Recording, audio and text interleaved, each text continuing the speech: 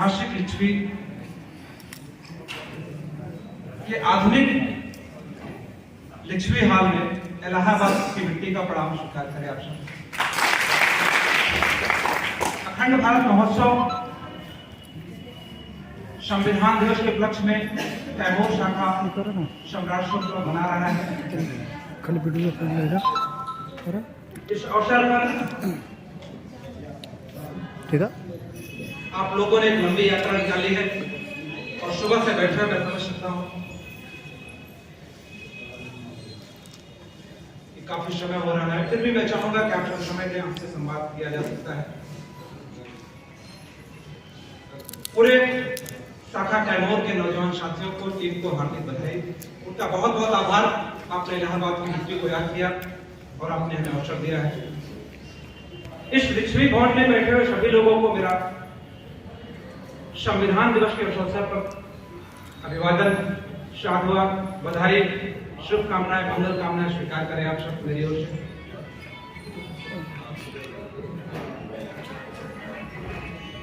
आज संविधान दिवस के अवसर पर कार्यक्रम की अध्यक्षता कर रहे माननीय प्रोफेसर शिवव्रत मौर्य जी, उद्घाटनकर्ता जो अभी हमारे बीच से गए हैं जयनेन्द्र कुमार आर्य जी, और जिन्हें अभी आपने सुना है मुख्य अतिथि महोदय को, माननीय रामानंद मंडल साहब को, उनको भी मेरा अभिवादन।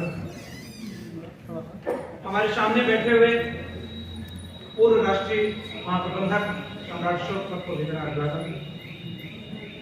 उसके साथ एक साथ से सभी अतिथियों का मेरे ओर से अभिवादन और बहुत बहुत स्वागत करता है। मैं सीधे विषय बिंदु पे आऊंगा, इसलिए कि बहुत सारे अतिथियों ने आपको अपनी बात रखी है, आपने सुना उनको। जो आज का विषय बिंदु है वो इतना छोटा नहीं है कि उसको आधे घंटे 20 मिनट में एक्सप्लेन करके हम चले जाएंगे। क्योंकि हम लोग कॉलेजों में, स्कूलों में एजुकेटर के रूप में नर्सरी करते हैं, तो हमको मालूम होता है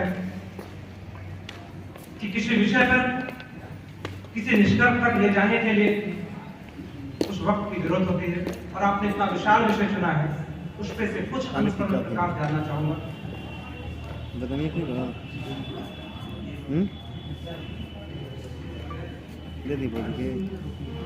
जो भारतीय संविधान है, भारत का जो संचालन हो रहा है, उसकी जो प्रस्तावना है, मैं बात वहीं से शुरू करूंगा। हम लोगों ने जो विषय के प्रवर्तन कर रहे थे, उन्होंने इस प्रस्तावना को हमको पढ़ करके हमको शपथ दिलाया।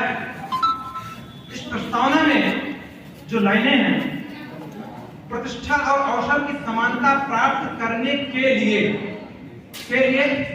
अर्थात इस संविधान के बनने और लागू होने से पहले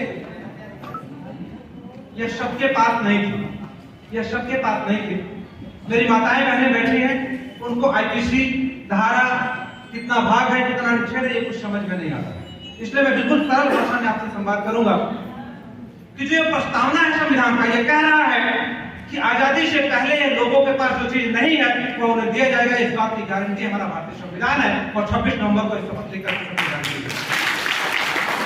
जो लोग मंदिर मस्जिद के चौखट पे जाकर के शक्ति अर्जित करना चाहते हैं, उन्हें मैं बताना चाहूंगा आपके पास दो तरह की शक्तियां हैं। एक जो आप खाते हैं, जो आप पीते हैं, उससे ताकत पैदा होती है, जिससे आप बलिष्ठ होते हैं, और दूसरी शक्ति आपको संविधान से मिलती है, जिससे आप पूरा जीवन जीते। कोई शक्तियां इस तरह, कोई तीसरी शक्ति नहीं है आपके पास। लेकिन दुर्भाग्यवश जब हमने शपथ लिया कि ये सारी चीजें हम करेंगे, तो अभी नहीं है। अब व्यक्ति की स्वतंत्रता मिलेगी, राजनीति की स्वतंत्रता मिलेगी, ये सारी चीजें मिलेगी, और हम लोग उस दिशा में बड़े उत्साह के साथ चले। ये प्रेरणा हमको कहां से मिली? हजारों साल पहले उसी रास्ते पे चलकर भारत ने करके दिखाया था दुनिया को, और फिर से हमने वही रास्ता चुना। वही रास्ते हमको मिली कि अगर इस रास्ते पे चलेंगे तो निश्चित रूप से हमारा कल्याण होगा, हमारा उत्थान होगा। हम फिर से बंधुत्व की जो भावना हमारे देश में पहले रही है, उसको कायम कर पाएंगे। वो अगली लाइन में प्रस्तावना है। ये दोनों चीजें के लिए, इसका मतलब आजादी से पहले ये दोनों चीजें नहीं थी, ना तो बंधुत्व था, ना तो समानता थी, ना तो हमको आर्थिक आजादी थी, राजनीतिक आजादी थी। ये सब दिलाने का संकल्प लिया गया। नौजवान साथियों, जब ये संकल्प लिया गया, इसको पूरा करने के लिए जो ढांचा तैयार हुआ उसके 4 मूलभूत पिलर हैं। 4 मूलभूत पिलर हैं और मैं इसे जोड़ते हुए वर्तमान में ले आऊंगा। ये 4 मूलभूत जो पिलर हैं, विधायिका, न्यायपालिका, कार्यपालिका और मीडिया। जो विधायिका है उस पर जरा गौर कीजिए। जब हमने 1949 में शपथ लिया था तो मुझे यहां से आप आवाज देके बताइएगा, आज मुखिया का चुनाव लड़ने के लिए कितना धन चाहिए होता है? क्या गांव का हर आदमी मुखिया का चुनाव लड़ सकता है क्या? आप ईमानदारी से हाथ उठा के समर्थन कीजिए अगर लड़ सकता है। क्या विधानसभा का हर आदमी चुनाव लड़ सकता है क्या? लेकिन अगर आप 50 साल पीछे जाके देखेंगे तो गांव से चंदा इकट्ठा करके के लोग नेता तैयार करते थे। नेता के पास धन नहीं हुआ करता था चुनाव लड़ने के लिए। मैं सही बोल रहा हूं? जो पुराने लोगों को मालूम होगा कि 50 साल पहले लोग नेता इकट्ठा, चंदा इकट्ठा करके नेता तैयार करते थे ताकि भारतीय संविधान की जो शक्तियां हैं उसका जो हमारा हिस्सा है वो नेता हमारा लड़कर के हमको दिलाएगा। आज पूरी की पूरी न्यायपालिका, विधायिका, न्यायपालिका जो भी चीजें हैं आप देख रहे हैं, चारों पिलर, चारों में ग्रहण लग चुका है। इसका मतलब यह है कि 2500 साल पहले जो चक्र चलायमान था, जिस चक्र से भारत विश्वगुरु बना, जिस चक्र से भारत खुशहाल बना, जिस चक्र से भारत विश्व विजेता बना, उस चक्र को हमने 1949 में अपनाया और ये सपना देखा कि भारत विश्वगुरु बनेगा, समृद्धशाली बनेगा, वैभवशाली बनेगा। वो चक्र आते आते कुछ ही समय में विपरीत दिशा में घूमेगा। वो विपरीत दिशा में घूम गया तो आपका पहला जो राष्ट्रीय प्रतीक चिन्ह है, अगर उसके महत्व को समझना है तो चक्र के महत्व को समझिए। क्या उसकी दिशा नहीं बदल गई?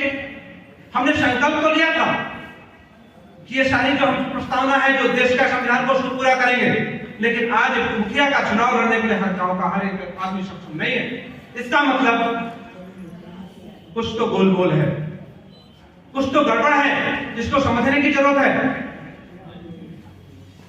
जिसको जानने की जरूरत है। इसको बैलेंस करने के लिए न्यायपालिका में कि अगर विधायिका कभी गड़बड़ करेगी तो न्यायपालिका उसको नियंत्रित करेगी। लेकिन न्यायपालिका का जो सिस्टम है, जो कॉलेजियम का सिस्टम है, परिवारवाद का जो सिस्टम है, वो किसी से छिपा नहीं है और इसको लेकर के नूरा कुश्ती भी चलती रहती है। पिछली सरकारों में भी, आज की सरकार में भी। अभी कल की जो आप लोगों ने देखा होगा, कानून मंत्री और देश के सबसे चीफ दोनों एक ही कार्यक्रम में नूरा कुश्ती कर रहे हैं।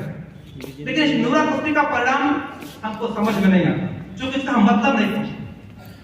इसलिए नहीं समझते हैं कि जहां से हमको शक्ति मिलती है उसकी तरफ हमने पीछ करके बैठने का काम किया है। और जब पीछ करके आप बैठ जाएंगे तो आपकी गति बैक गियर में आ जाती है। हमने वही किया, संविधान की तरफ हमको मुंह करके बैठना था और संविधान की तरफ हम पीछ करके बैठ गए। आज नूरा कुश्ती हो रही है, हमको समझ में नहीं आ रहा कि हमारा रक्षा मंत्री, जो हमारा कानून मंत्री वो सही बोल रहा है, जो सीजीआई है वो सही बोल रहा है। तो न्यायपालिका का यह है। जो तीसरा है कार्यपालिका, जो इन दोनों के से जो निचोड़ निकल के आता है उसको लागू करता है कार्यपालिका। जैसे सर ने भी अपनी बात रखी, उनको जो शक्तियां मिली है इन्हें दोनों चीजों से मिली शक्ति, उस शक्ति का प्रयोग कर रहे हैं। हमसे आपसे ज्यादा शक्ति उनको मिली है, वो इन्हीं दोनों चीजों से मिली है, उस शक्ति का प्रयोग कर रहे हैं। तो जब ऊपर के 2 पहिया गड़बड़ हो गया तो आगे पीछे की 2 पहिया अगर गड़बड़ हो गया तो आगे वाले कुछ हद तक बैलेंस बना लेते हैं, लेकिन आगे का ही पहिया अगर गड़बड़ हो जाए तो गाड़ी की शक्ति नहीं। 75 साल 76 साल आते आते देश की स्थिति हो गई। मीडिया इसने क्या भूमिका अदा की? मैं इसलिए कह रहा हूं कि आप संविधान दिवस मना रहे हैं। संविधान दिवस पे मैं आपको कहना चाहूंगा, eternal vigilance is the only price to pay for your democracy, for your freedom, for your reality, for real independence. इसका मतलब यह हुआ, अगर आप वाकई में लोकतंत्र को जिंदा देखना चाहते हैं, उसकी कीमत चुकाना चाहते हैं, उसकी कीमत सिर्फ और सिर्फ एक है कि आप सतत जागरूक रहिए, सतत चौकन्ने रहिए और यह तब तक करते रहिए जब तक आप चाहते हैं कि आपका लोकतंत्र जिंदा रहे। लेकिन आप इन 4 दशकों में आते आते ही उसकी तरफ पीठ करके बैठ गए और लोगों ने इसका क्या हाथ बना दिया। इसमें सबसे बड़ी भूमिका मीडिया की रही है। मीडिया की क्या जिम्मेदारी थी कि अगर ये तीनों लोग पब्लिक का कार्य ठीक से नहीं करते हैं, विधायिका, न्यायपालिका, कार्यपालिका, तो मीडिया लोगों के बीच में जाकर के उनकी आवाज को बुलंद करेगा। आज ऐसा होता है क्या? आज ऐसा हो रहा है क्या? आम लोगों से मैं पूछ रहा हूं, 99% जो खबर होता है वो शाम होने से पहले ही डिसाइड हो चुका होता है, डिसाइड हो चुका होता है। ये अंदर की सच्चाई है आपके चौथे पिलर। इसका मतलब जो चारों स्तंभ है, जो चारों पिलर हैं हमारे लोकतंत्र के, जिनको भारतीय संविधान को लागू करने की जिम्मेदारी थी, उनका वर्तमान दिया है। इसका मतलब जो पहला भारत का प्रतीक चिन्ह है, उसको ठीक ठीक समझने की जरूरत है, उसके महत्व को ठीक ठीक जानने की जरूरत है। जो आपका धम्मचक्र सही दिशा में चलायमान होना चाहिए था, वो उल्टी दिशा में चलायमान हो गया। उसका परिणाम क्या हुआ? हम निकले थे मैत्री, करुणा, भाईचारा, प्रेम, बंधुत्व के लिए, और जैसे वो चक्र उल्टा चलायमान हुआ, आज क्या हो रहा है?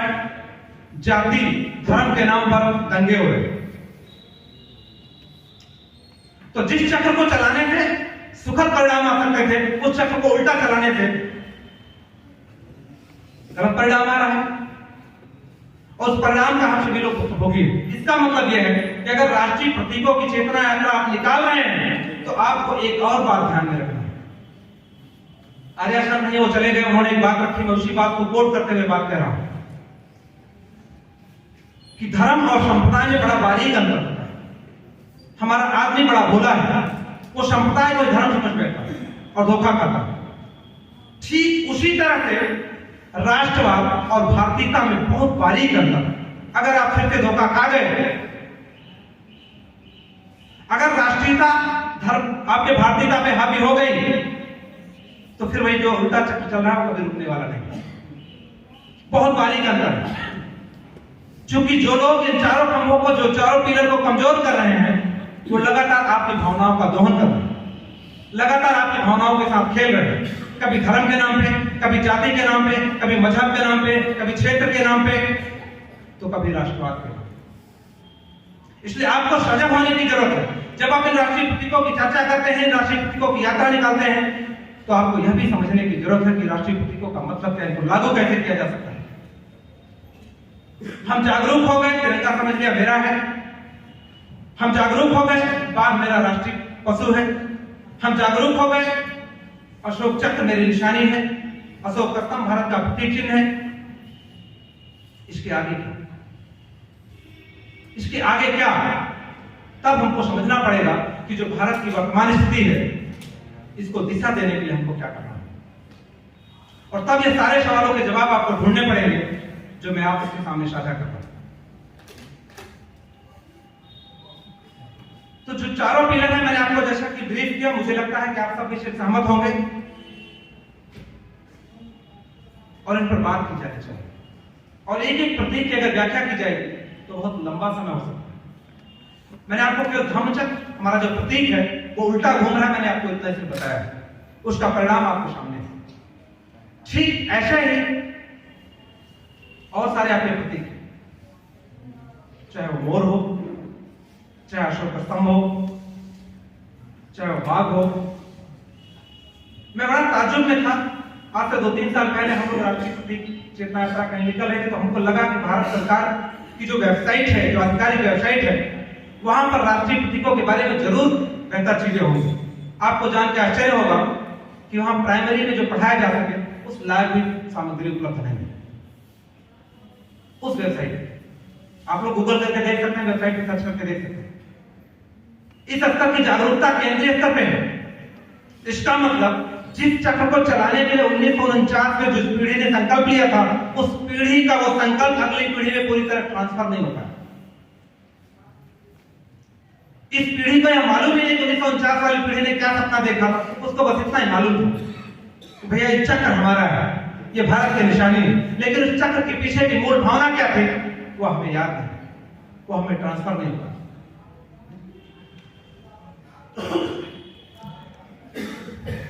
इसका कारण क्या है? चूंकि सम्राट अशोक पूरे भारत में भारतीयता को जिंदा रखना चाहता है, भारतीय धरोहरों को बजाय रखना चाहता है, लोगों के बीच में उसे पुनर्स्थापित करना चाहता है। तो जब इसको मूल को हम लोग देखते हैं कि इसके पीछे क्या कारण है, तो आज तक आपने सुना होगा मिलावट। मिलावट किसमें होता है? आपको खाद्य सामग्री में मालूम है, आप जितनी वस्तुएं अपने दैनिक जीवन में यूज करते हैं, आपको मालूम है उसमें मिलावट असली और नकली होता है। हमेशा जो लोग कुछ पढ़ लिखे, दूसरी पीढ़ी तीसरी पीढ़ी के लोग पढ़ लिखे, उन्होंने हमको बताया कि पढ़ना अच्छी बात, संविधान पढ़ना, शिक्षित होना अच्छी बात है। लेकिन आपको जान के आश्चर्य होगा कि शिक्षा में सबसे ज्यादा मिलावट है, पूरे के पूरे शिक्षा तंत्र में सबसे ज्यादा मिलावट है, अर्थात आपके दिमाग में सबसे ज्यादा मिलावट हो रहा है। हम अपने बच्चे को स्कूल भेजते हैं पढ़ने के लिए और हमें सोचते हैं कि हमारा बच्चा पढ़ लिख कर अच्छा बनेगा, लेकिन उसमें सबसे ज्यादा मिलावट है। मैं ये क्यों कह रहा हूं? क्योंकि आप सभी यहाँ बुद्धिजीवी बच्चे हैं, इसलिए मैं आपसे संवाद कर रहा हूं, क्योंकि बाकी लोग जा चुके हैं। एक घटना याद करके मैं इसको आपको समझाने का प्रयास करूंगा। इसके पहले की जो सरकार थी केंद्र में, वो एक मिशन मोड प्रोजेक्ट लेके आए। डिजिटलाइजेशन का जो पूरा आप देख रहे हैं ढांचा, उस मिशन मोड प्रोजेक्ट के साथ साथ एक और अच्छा काम किया कि गांव में वही केंद्रीय सरकार की किसी पहले जो शीर्ष नेतृत्व ने कहा था कि मैं 100 रुपए भेजता हूं तो 5 रुपए नहीं पहुंचता हूं, उस आदमी ने, क्योंकि वो इकोनॉमिस्ट था, उसने कहा कि ठीक है मैं प्रयास करता हूं, और उसने गांव की महिलाओं के हाथ में पैसा भेजा आशा आंगनबाड़ी के नाम। उसने नारा दिया सर्व शिक्षा अभियान। यह तमाम काम करके 5 साल पूरा किया। उसको उम्मीद थी कि दूसरी तीसरी बार वो रिपीट कर जाएगा, लेकिन 2008-9 आते आते दिल्ली की सड़कों को नौजवानों ने जाम कर दिया, संसद को चलना मुश्किल कर दिया, रेलवे स्टेशन मेट्रो बंद करने पड़े। वो बेचैन हो गए कि आखिर मैंने क्या गुनाह किया है? रोजगार की गारंटी दी, गांव में पैसा भेजा, मैंने गुनाह तो नहीं किया। तो उसने कमेटी बनाई। एशिया के सबसे बड़े शोध संस्थान जो भारत का विश्वविद्यालय है, टॉप 10 रैंकिंग में हमेशा रहता है, उसको एक काम दिया कि भाई हमको ये स्टडी करके बताइए अपने दोस्त लोग कि भारत के नौजवान सड़क पर क्यों है। वो रिपोर्ट आपको चौंकाने वाली, जो मैं शेयर करना चाहता हूं कि मिलावट कहां है। उस रिपोर्ट का जो आया, भारत के 11 विश्वविद्यालयों के 9 राज्यों में वो सर्वे, वो पूरा स्टडी किया गया और वो रिपोर्ट सौंपी गई। रिपोर्ट ये थी कि हर साल 30 मिलियन ग्रेजुएट पास आउट होते हैं भारत में। 30 लाख नौजवान ग्रेजुएशन तक आते हैं, बाकी सब ड्रॉप आउट हो जाते हैं। उन 30 लाख नौजवानों के बारे में जब पता किया गया कि आखिर ये 30 लाख नौजवान कहां हैं, क्या करते हैं, तो आपको जान के आश्चर्य होगा। सरकारी जो डाटा है उसके अनुसार से 2% बच्चे ऐसे थे जो व्यवसाय में चले गए, 8% लोग ऐसे थे जो नौकरी में चले गए, बाकी के 90% कहां हैं, उनके बारे में न सरकार को पता है, न उनके माँ बाप को पता है, न समाज को पता है, न विश्वविद्यालय को पता है, न उसके अध्यापक को पता है, न उसके खानदान को पता है कि बच्चा कर क्या है। मैं सही बोल रहा हूं, गलत बोल रहा हूं? यह स्थिति आपके देश में तब उस विश्वविद्यालय ने रिपोर्ट लगाई कि हमारा जो हायर एजुकेशन से लेकर के लोअर एजुकेशन का सिस्टम है, कोलैप्स हो चुका है। वो कोलैप्स हो चुका है, नई एजुकेशन प्रणाली की जरूरत है। तब मैंने सोचा कि 2% लोग जो सर्विस में नहीं जाते हैं, नौकरी में नहीं जाते हैं, ये व्यवसाय करते हैं, तो कौन से लोग हैं? क्या वो लोग हैं जिनको भारतीय संविधान की प्रस्तावना कहती है कि आपको अधिकार देंगे, वो लोग हैं? क्या जो भारतीय संविधान की उद्देश्य कहती है कि जो चीज नहीं मिली थी आपको 1949 में देंगे, वो लोग हैं? नहीं, ये 2% वो लोग हैं जो पहले से व्यवसाय में हैं, उनके बच्चे व्यवसाय में चले जाते हैं। फिर मैंने सोचा जो नौकरी में है, क्या वो लोग हैं जिनसे वादा किया गया था कि आपको ये हिस्सेदारी दी जाएगी, वो लोग हैं? फिर पता लगा नहीं, ये वो लोग हैं जो पहले से स्थित हैं। तो ये कैसे संभव हुआ? एक एजुकेशन का गैप क्रिएट किया। मैं आपको बहुत बारीक बात बता रहा हूं, जहां से ये प्रॉब्लम, जहां से चक्र उल्टा चला। मान लीजिए मैं आर्ट का स्टूडेंट हूं, मैंने बीए की पढ़ाई की, तो यार थानाध्यक्ष महोदय बैठे हैं, आप ईमानदारी से बताइए पूरे जीवन मुझे थाने जाने की जरूरत पड़ेगी कि नहीं पड़ेगी? मेरे बीए के सिलेबस में थानेदार के बारे में क्यों नहीं पढ़ाया गया? क्या मुझे बैंक में जाने की जरूरत नहीं पड़ेगी? मेरे बैंक के बारे में मुझे क्यों नहीं पढ़ाया गया? ये गैप क्रिएट किया। क्योंकि जब तक आप ये सब नहीं जानेंगे, तब तक आप संविधान रखते रहिए, पढ़ते रहिए, आपको कोई इससे लाभ होने वाला नहीं है। यह मिलावट है। इसलिए आप सबको मैं यही कहना चाहूंगा कि जो भारतीय संविधान है उसको पढ़िए, लेकिन वर्तमान में जो समस्याएं हैं, जो चुनौतियां हैं, उन संविधान के प्रतीकों को आगे रख करके देखिए। अगर चक्र उल्टा चल रहा है तो साहस करिए खड़े होने का, उसको उसकी तरफ मुंह करके उससे संवाद कीजिए, तब आपकी समस्याओं का समाधान होगा।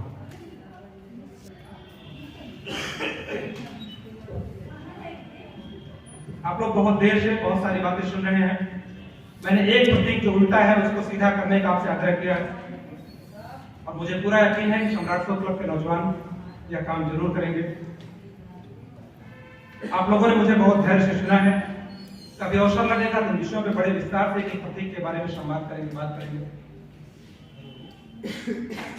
खामोश है खंजर तुम्हारे, क्योंकि जिस प्रतीक को लेकर के हमने सपना देखा था वो साथ आपके खंडहर से मिला है, जो आज हमारे देश की शान है। उसको याद करके मैं अपनी बात को समाप्त करूंगा कि खामोश है खंजर तुम्हारे तीर भी बेजान है, खामोश है खंजर तुम्हारे तीर भी बेजान है, खुद तुम्हें मालूम है कि क्या तुम्हारी शान है, खुद तुम्हें मालूम है कि क्या तुम्हारी शान है।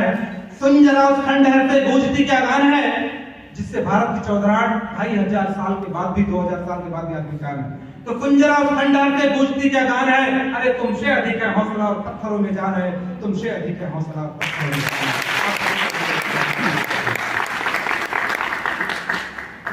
बहुत बहुत धन्यवाद। अभी आप लोग कुर्सी ना चढ़ेंगे क्योंकि हमारे बीच अभी एक संतोष कुमार सिंह ग्राम पढ़ौती शिक्षक उपस्थित हैं। अपने कविता के माध्यम से आप तक मैसेज देंगे संविधान दिवस पर। माननीय संतोष सिंह गुरुजी, ग्राम पढ़ौती।